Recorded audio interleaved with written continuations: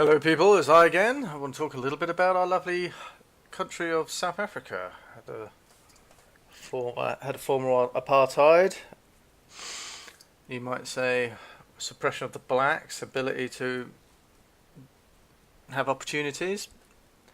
South African government, this is a snap review, South African government's put under immense international pressure to change their ways, and they did change their ways, and thankfully, because of people like Nelson Mandela, who started off as a mass bombing terrorist, decided to change his ways and proclaim peace and understanding, reconciliation, all the good words.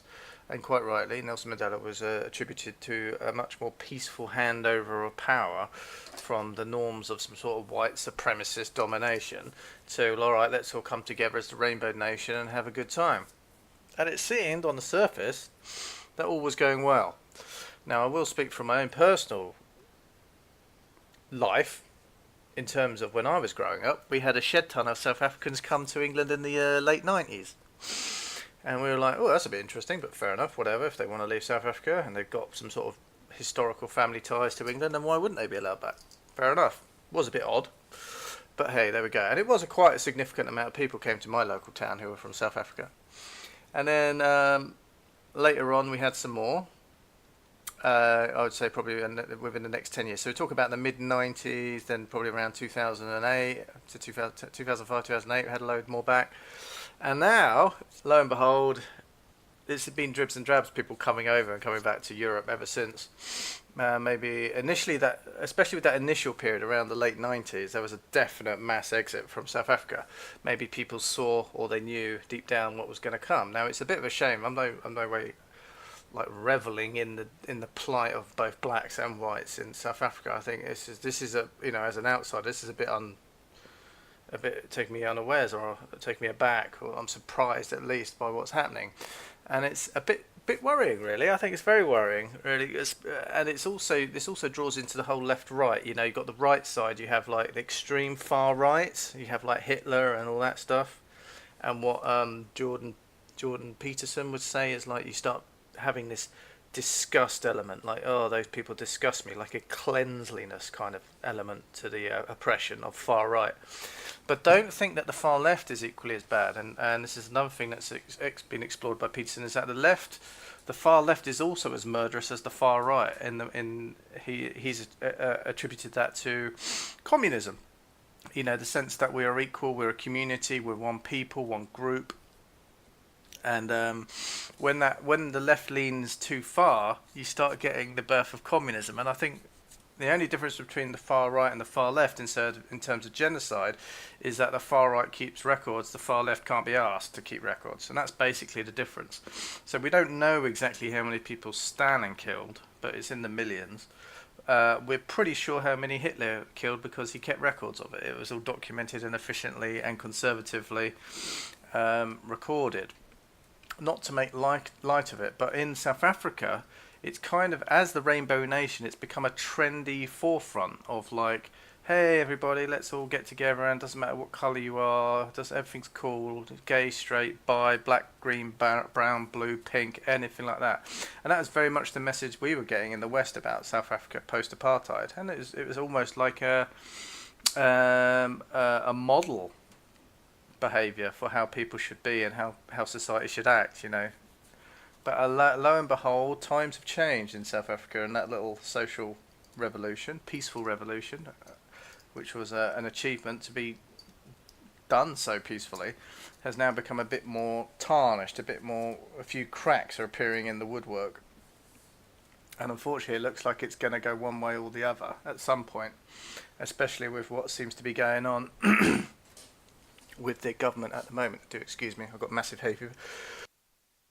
Come back on track. I want to bring this back because what we've got is people falling out, and at the centre of it is essentially government. So what is the government, and why is the government saying we're going to take back this because the state decides we need it?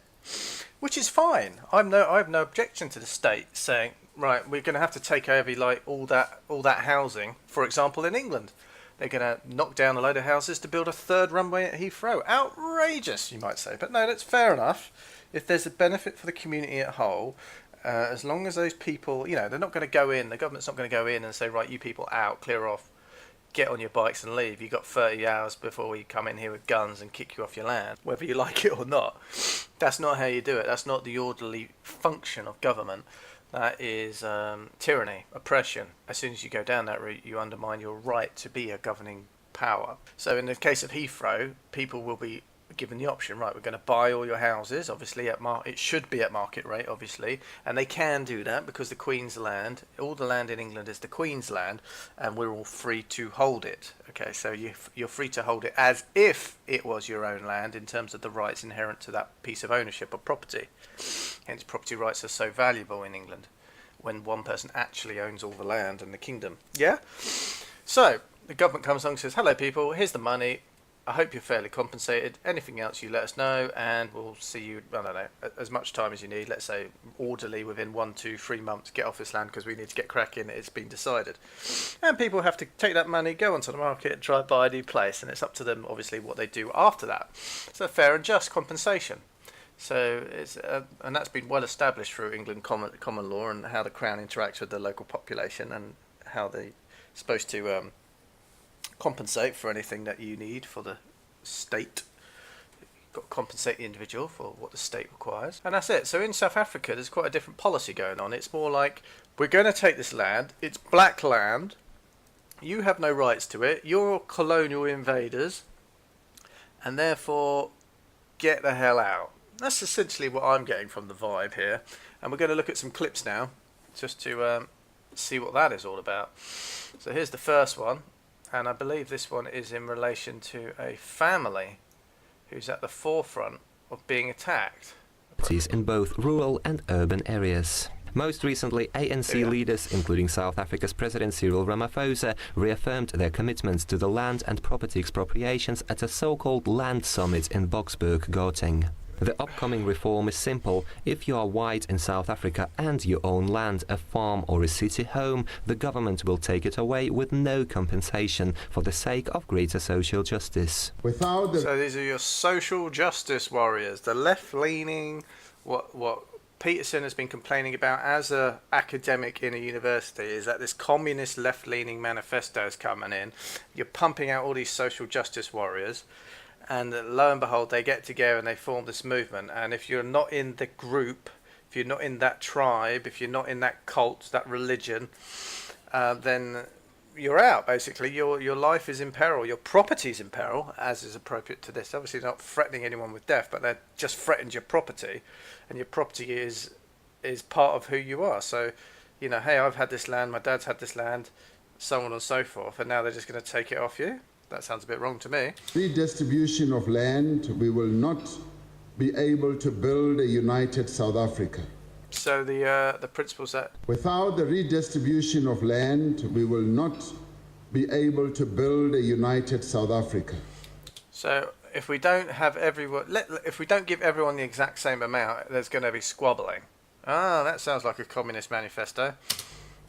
Without the recognition of the property rights of all our people, we will not overcome inequality. This is nonsense. Everyone in South Africa, I'm sure, has the same rights to property. Whether you're living in a shanty, if you've got like a stereo in a shanty town, you know, if that gets stolen, you've just got as much right to go to the cops and say someone stole my stereo, it's the only thing I had, as a white guy has in a house saying, yeah, they stole my car.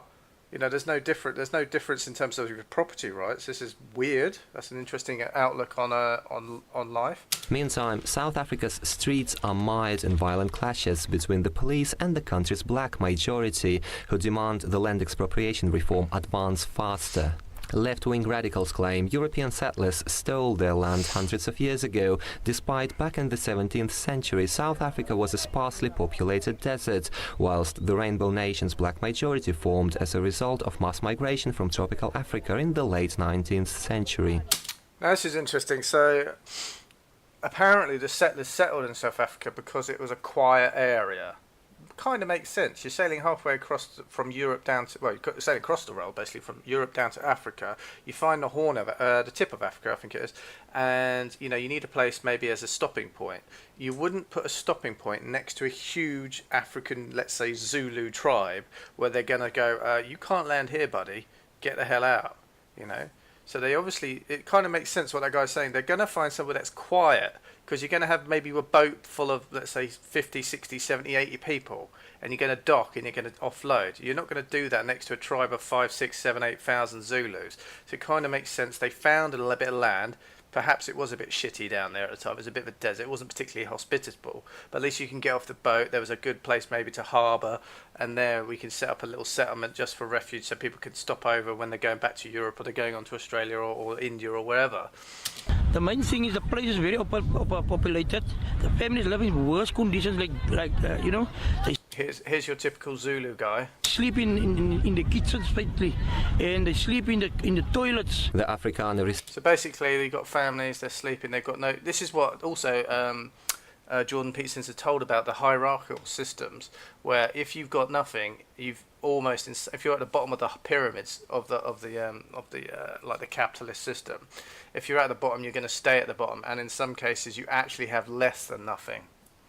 Resistance movement says the ANC land reform would destroy the fundamental basis of South Africa's market economy. So yeah, I mean, doing this is just, you're shaking up investors in a crazy way. You know, you just say, oh, now we're going to take all white properties and farms and homes, and then what you're going to do, start nationalising white businesses and multinational businesses. You know, where does it stop? You then have this is kind of what happened in the film Last King of Scotland. Was it Mugabe? It wasn't Mugabe, was it? That was someone else. Last King of Scotland movie, you know, where he kicks out all the people who are actually supporting the infrastructure of the country, and then he realises he's been stupid, and then, you know, you won't have a country left at the end of it. Anyway, let's have a look. Right, okay, so they're doing the argument that the white guys came and stole all the land. Now, the white guys, being sensible people, they've gone down, you know, they put their glasses on, and they've gone down and they've actually said, well, let's look at what the records are. Because you've got to bear in mind, all right, if you're making a claim, where's the record coming from?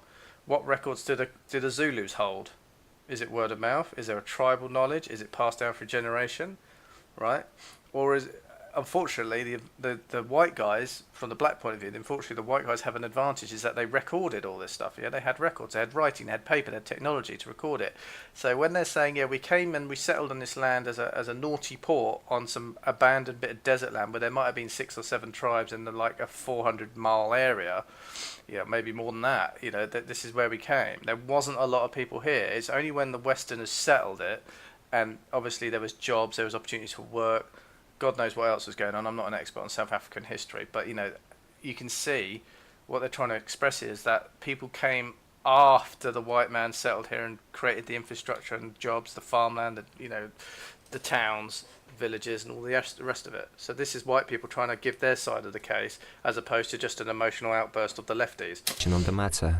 According to AfriForum, 24% of South African land is owned by the government, So the government has 24% of the land anyway. while an additional 34.5% of South African land is owned by black people. This renders the ANC's claims of 70 to 80% white land ownership invalid, and also disproves the claims the black... So they're already saying, so 30 and 30. So 30% is owned by blacks already. Another 30 is owned by the government itself.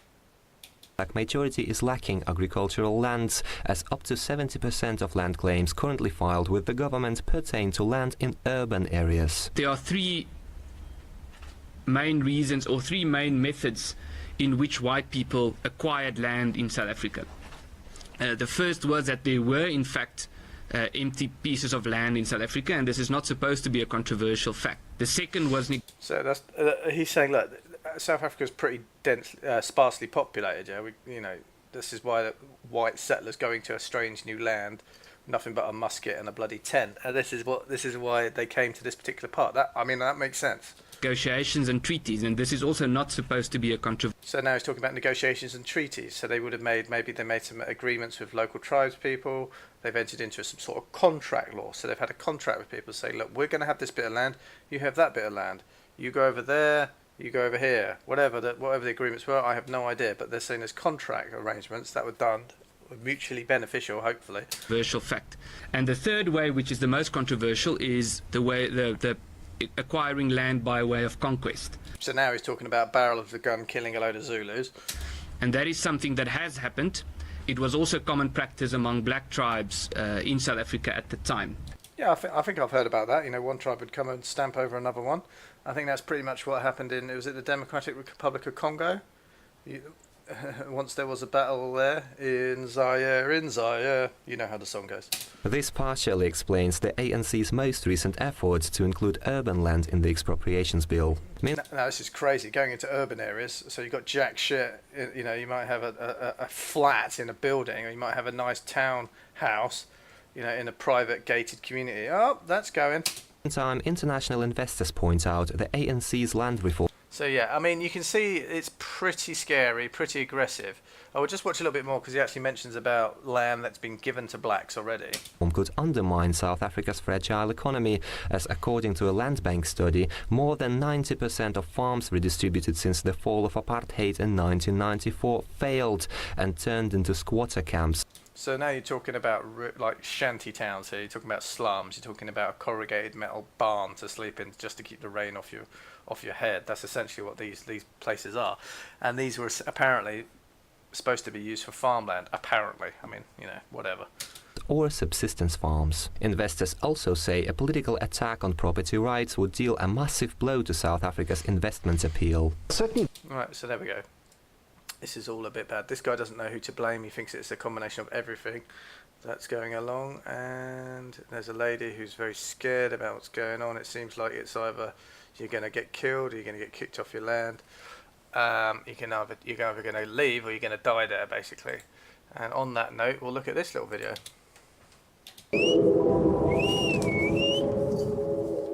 The one bullet went through here, went through there, through the chair into the wall there. In February. So let's look at this for a moment about white privilege. All these like really well-off white people who live like in a gated community. This is a farmer who lives on a farmland. He's got a thatched roof on a stone building. Lovely, don't get me wrong, but let's look at white privilege right here. Armed robbers stormed this farmhouse and opened fire. Estelle Nieuwenhuizen's partner was shot repeatedly at close range. I was shot 2 times there. One there, one here, and the other one went in here. And it went out of the back of my neck. The attackers tried to take one final shot at Bertus Henrico's head, but the rifle jammed. Now that's a miracle, isn't it? It's like that guy who saved that train in Paris, who attacked that crazy guy on the train in Paris. What's that called? The Road? I can't remember what that film's called. They did a film of it, directed by Clint Eastwood. But you know, Google that shit. But that's amazing. You know, a guy runs at a gunman with an AK-47, a pistol. The AK jams, the pistol doesn't fire, and even though it's already been fired, and it's just like, wow, little miracle. And then suddenly this guy, he gets like riddled with bullets. They go to put a bullet in his head to finish him off. Gun misfires. I can't get that out of my head, because I believe if that shot went down, the next one was for me. The robbers escaped and are still at large. Estelle and Bertus have upgraded their security, including an electric fence. But they are left wondering at the motive for the attack. Was it an... Yeah, so there we go. They're just a bit confused. Living out in the bush, minding their own business. Lo and behold, opportunistic robbery you're very or vulnerable. race-based violence. You're hugely vulnerable because of the size of the plots out there. And any farmer, even in England, you're vulnerable. You know, as tiny a country as England is, a farmer's still out in a field by himself. You know, no witnesses. Yeah, I am very angry because we haven't done anything to anybody. Why? What is the reason? I cannot explain it. It's hatred from them. And the most thing they want to do is to disarm our white people. I just want to cover, see, the first thing he wants to do is disarm the white people. And this now comes into the American Constitution as to why is it the Second Amendment? Second Amendment right to bear arms is because imagine in America you had a government that went out of control, you know. Someone got organised, someone got crazy, you know, not even like, it could have been white people killing white people as it was in the American Civil War, for Christ's sake, you know. That was just a bunch of crazy white people killing white people for no particular reason other than like a philosophical belief system. Of government as well, not even like a religious one. They're all Christians killing each other. So here you have this. It's a little bit more.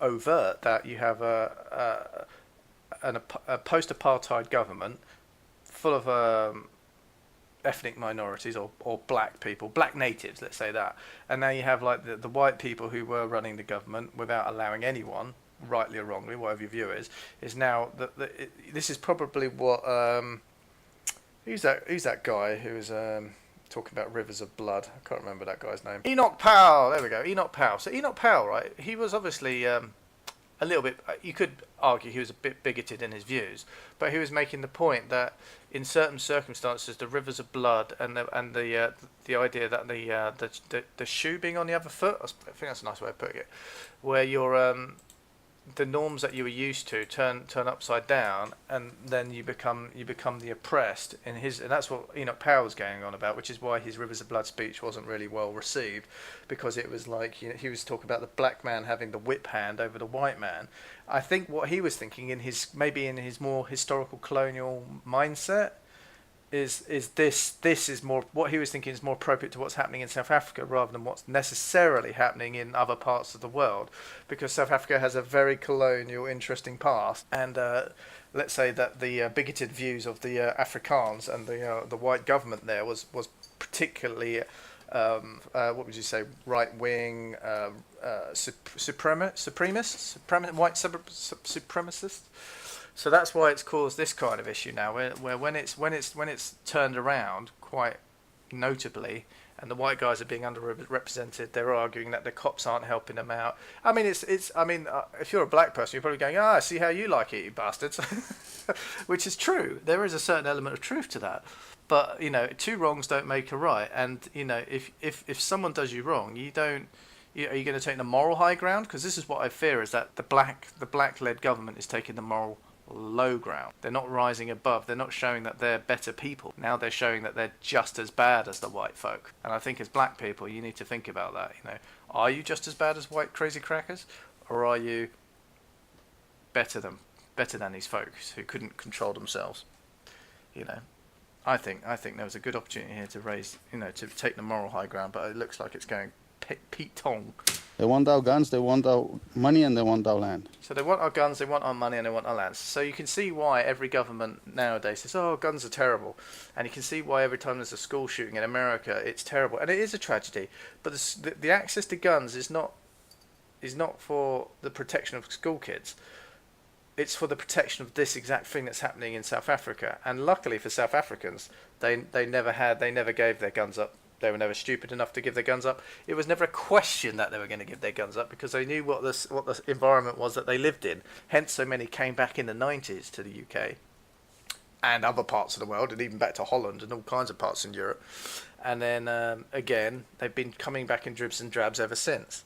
And now you have, like, let's say, the hardcore element that are left there, thinking, well, or the slow uptakers who are just like, well, I can't believe this day has come. So you've got a combination of the most peaceful of white people there with the most hardliners of white people there, now having to come together regardless of their belief system about what's going on, in order just to stay alive or just to defend their property, money, and obviously the right to bear arms in order to defend that which you've always had the right to. And as we're being cultured today, let's look at what a lovely... come on. Right, here we go. So on the basis of the right to bear arms, like, the poorest man may, in his cottage, and these people are living on farmland cottages, bid defiance to all the forces of the crown. So the crown would be the king's forces, the king's army, the king's government, the king's everything. It may be frail, the house, its roof may shake, the wind may blow through it, the storm may enter, the rain may enter, but the King of England may not enter. All his force dares not cross the threshold of that ruined tenement, yeah? That is how powerful your right is against any nonsense coming from the powers that be, the divine prerogative. Because if man on man, the King of England is just a man. He's still subject to the basic laws, if you like, the natural laws. And so if he wishes to go and throw his weight around in some divine right of law, it's been established, especially in England, that the government, so the government of South Africa, whoever these people are, they dare not, they can't do this. It's well established. And they're going to just change their constitution at a whim, so that it's not, what was illegal and unlawful is now, we can do that now. We just changed the rule book. It doesn't work. Well, it does work like that actually, but that's just a good sign of despotism's going on. To arms, the redcoats are coming. The redcoats are given 1 if by 2 and 10 if by Twitter. So whatever the score is there. Let's go back to this guy. Oh my God, this South guy Africa's is scary. This speech here is just crazy. ruling party has denounced the violence.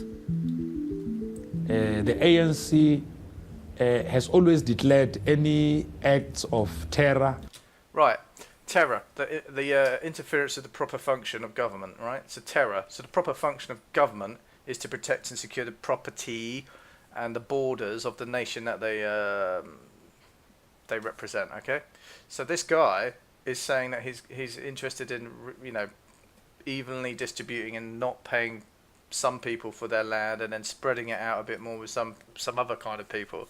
So he's talking about terrorism, right? And he's talking about, we don't agree with terrorism here. The ANC has always declared any acts of terror on other human beings to be acts of criminality. Yeah, so he's basically self-incriminating himself, which is quite funny. So he obviously has no clue what he's doing. He's not fit to be in the position that he is because he has no idea of what the actual property rights is. Now, there's a video I watched the other day on YouTube about an American who has the right to bear arms, and he was talking about,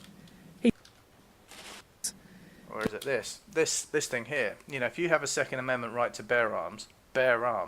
And he's also now this guy who's he's obviously saying, and if you're gonna have a gun, and you think it's necessary to have a gun, and let's be candid about this. These people are fearing for their lives and their property. Yeah, people are going to come at any time and just either under orders or not, or just being like a rabble. They could appear at any time through the back of your window behind you. And the guy, the American, was saying is like, if you have a gun, cock it, load it, put the safety on, and pull the bloody hammer back so that it's ready to fire. Because violence comes suddenly. You don't think you're going to have an opportunity to cock that pistol when you need to or cock that hammer. No, I don't know. I'm English. We have no guns here. We're all getting on like a bunch of Fonzies.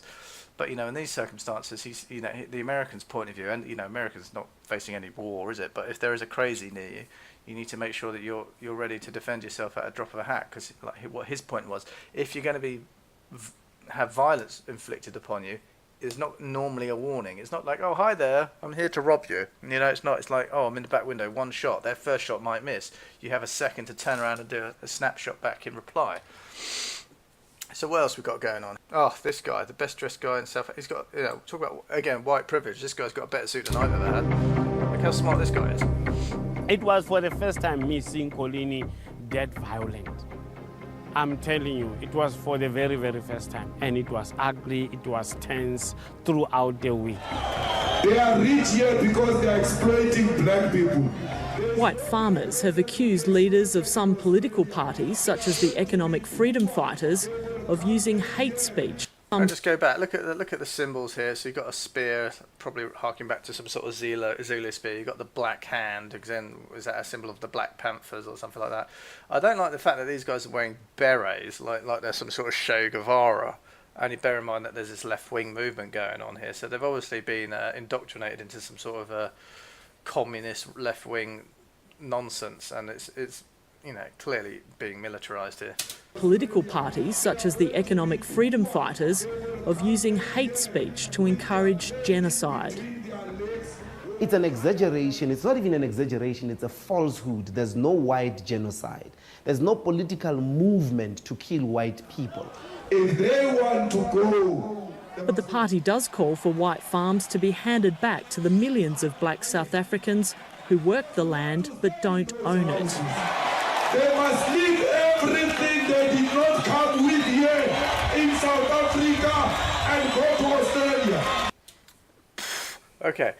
Well, again, harking back to the fact that the South African settlers, whoever they were, English, Dutch, and God knows who else, when they settled there, they're saying it was a sparsely populated land, and a lot of the colonisation came back in after it obviously started becoming a prosperous settlement with a good port for seafaring trade.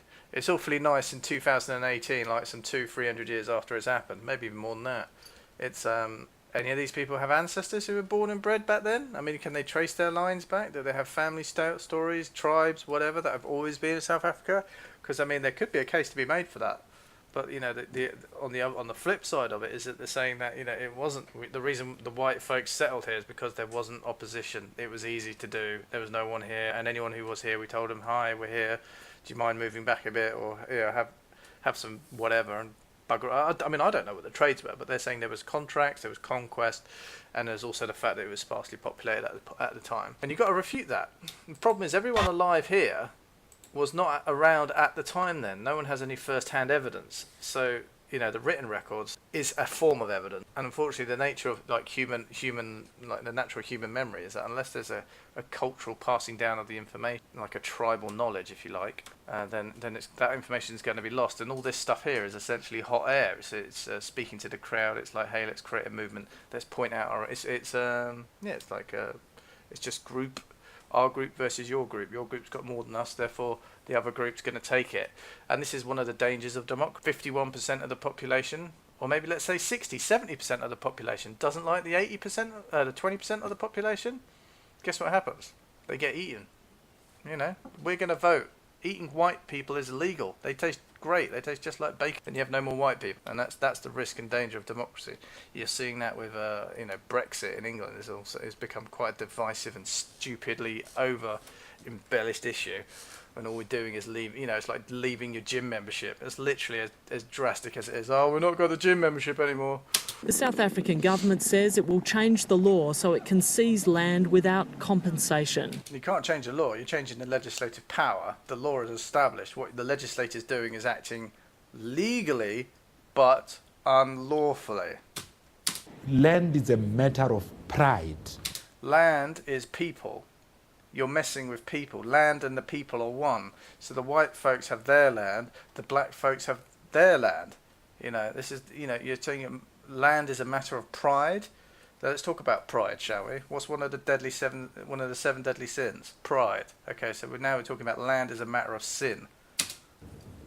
The best way that you can restore the pride of our people is to give them back their land.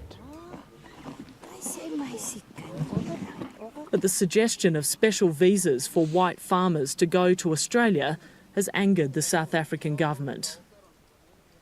No one must ever, regardless of which country they find themselves in, must ever undermine how the people of South Africa process their own revolution.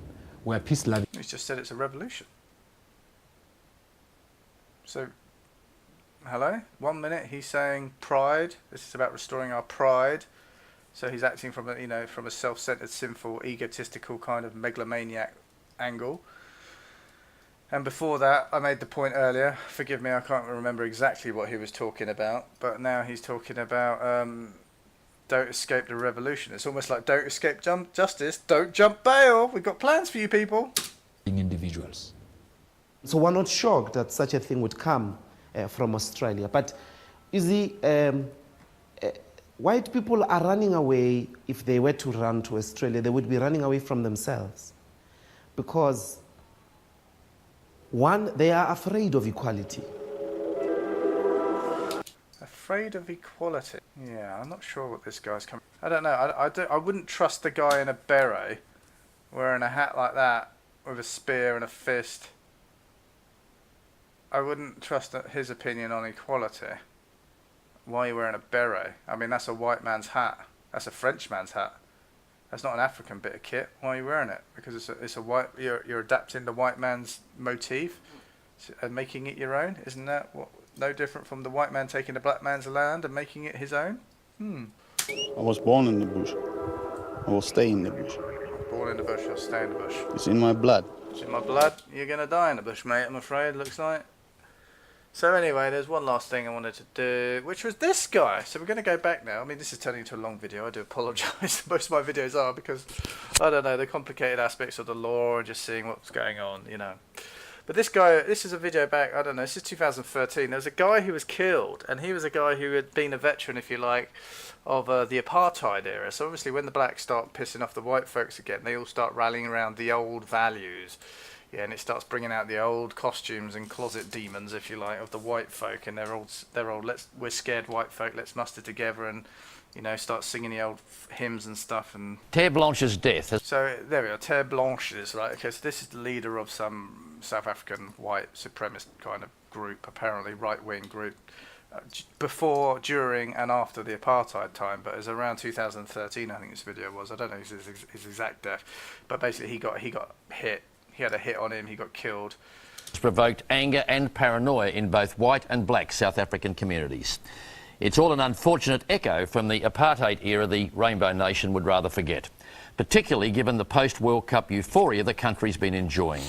French reporter Zoe Debussier filed this report for us. It's April in Ventersdorp, South Africa, and people have gathered to grieve for a man they considered as a leader.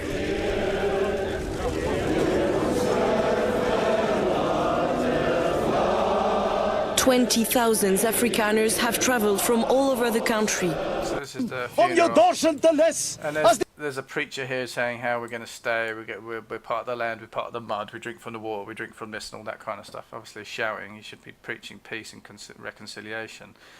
I mean, I don't know what religion he's practicing there, but it's certainly not Christianity. White people are waiting in South Africa to be killed like animals in a row at the abattoir. This guy reminds me of that man in American History X, the old ringleader. If this continues, we will also kill the black people who comes to us, who tries to kill us. We will also kill them, and we will also keep on beating them, their corpses, like they've beaten Mr. Terre after he was dead. So there we are. He's saying, look, they killed a guy. All right, it's one thing to kill a guy, and then what you do, you're just disrespecting the corpse and beating the shit out of a dead body. Well, fair enough, whatever. But this guy, you shouldn't say, look, this is so old. This whole eye for an eye, tooth for a tooth. Everyone's going to be blind. Everyone's going to be dead, and everyone's going to have no teeth. This is a silly escalation of violence. It's childish. It's school ground behaviour. You need to sort this out in another way. I mean, obviously, man has been butting his head against other men since time began, but really it's time to grow up, in my honest opinion. Now, I was going to find something about the kind of houses that these guys live in, and I think that might have been the last one. Here we go. So here's another attack on some white farmers. So here's another well-off white farmer living in the middle of nowhere, gets attacked. Yeah, this is quite a brutal one, actually. A wife survives, husband dies. He got tortured for 4 hours before they killed him. And this is their bedroom upstairs, and this is their downstairs. I mean, white privilege? Let's have a read. Then like 8:30, 8:45 maybe. I was walking inside to, I don't know, just walking inside to fetch something. In a moment, I walked up there. 3 guys with guns and clavers.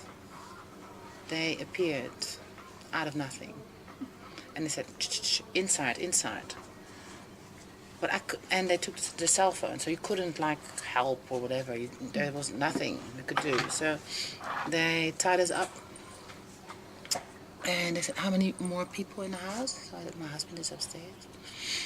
And they ran upstairs. They called him, and I heard him screaming. And the only thing from that time on was like a 4-hour torturing. Then I came loose, so I thought, fuck that, I'm out of here, I'm gonna get help. But they saw that I was loose because they wanted to take me upstairs. They asked, where's the safe, where's the money? I said, we don't have money, there is nothing we have. They took my rings, and I have them from my dad since I'm 17, my parents, and they took my wedding ring and the ring my husband made for me, and my parents' ring I put in my mouth. But when they hit my head so hard, I spit it underneath the couch, and they found it as well. Then they took me and they said, where's the safe, where's the safe? I said, she's just explaining criminality at the end of the day. It's the same all over the world, whether you're white, black, brown, pink or green, whatever. These people have planned to steal shit. and it's as old as the hills, man. You do not steal. Do not covet other people's stuff. You know, do not desire things. Do not be pride. Do not, just fucking give. It's give and take, survival and coexistence. Yeah, just be peaceful. Yeah, some people have more than you. I mean, people have more than. You think these are the richest white people in South Africa? Look at the state of their house. Where is it? This is the guy who died. Look. This is the bedroom. That is their mattress. Yeah? This is in the roof. It looks like it's a single-story bungalow with an upstairs bedroom roof place. Robbing these... I mean, pick a better target, for Christ's sake. Pick... it's just, this is barbarism more than anything. Anyway, South Africa is... Watch this space, but I'm not hopeful, unfortunately.